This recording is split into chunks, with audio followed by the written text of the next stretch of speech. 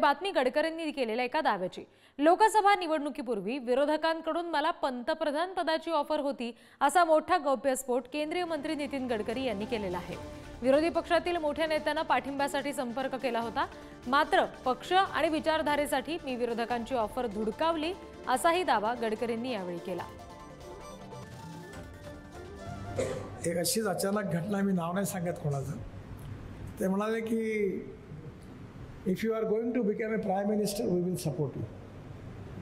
म्हणलं why you should support me and why I should take your support. To become a prime minister is not aim in my life. I am loyal to my conviction and my organization. I am not going to compromise for any post because my conviction ये मेरे लिए सर्वोपरि है।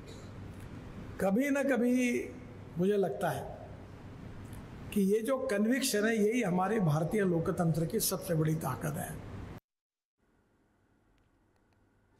या सगळ्या संदर्भात आपण आणखी बोलणार आहोत प्रतिनिधी पंकज दळवी यांच्याशी। पंकज, गडकरींनी तर हा गौप्यस्फोट केलेला आहे, आता काय नेमक्या चर्चा सुरू झाल्यात, विरोधकांचं नेमकं काय म्हणणं याबाबत?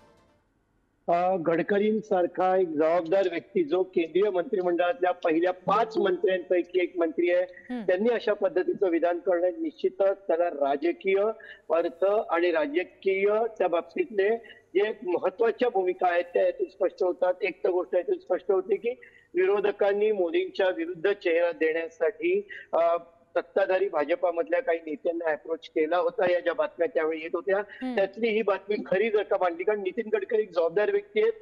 जाहीर कार्यक्रमात जेव्हा नितीन गडकरी असं वक्तव्य करतात ते नक्कीच ग्राह्य धरावं किंवा त्याच्यात तथ्य आहे असं समजलं जाईल, कारण एक जबाबदार व्यक्ती आहे। यापूर्वी सुद्धा नितीन गडकरी यांनी सरकारच्या अनेक भूमिकेवरती जाहीररित्या त्यांचं वैयक्तिक मत व्यक्त केलं होतं, त्यामुळे निश्चितच एक महत्वाची बाब म्हणावी लागेल। मात्र त्याच वेळी नितीन गडकरी यांनी स्वतःची विचारधारा, पक्षाचं महत्व या सगळ्या गोष्टींना अधोरेखित केलं।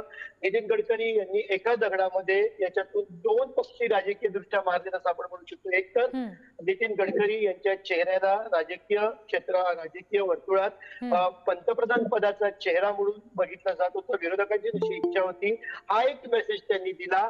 आणि दुसरं, काहीही झालं तरी मी पार्टीशी कमिटेड आहे, पार्टी सोडणार नाही, पंतप्रधान पदाच्या जवळ नेण्याची ऑफर विरोधकांनी दिली असताना सुद्धा, सर्वोच्च पदाकडे जाण्याची ऑफर दिली असताना सुद्धा मी पक्षाचे एकनिष्ठ राहिलो। हा पक्ष नेतृत्वाला त्यांनी दिलेला एक संदेश आहे। दुसरा की त्यांची फेस व्हॅल्यू आहे, राजकीय दृष्ट्या पंतप्रधान म्हणून त्यांच्याकडे इतर पक्ष बघतायत, हा एक मेसेज त्यांनी देऊन कुठेतरी पक्षामध्ये एका दगडात 2 पक्षी मारले असं मी म्हणेन। अगदी पंकज, धन्यवाद दिलेल्या या सगळ्या तपशिलांसाठी।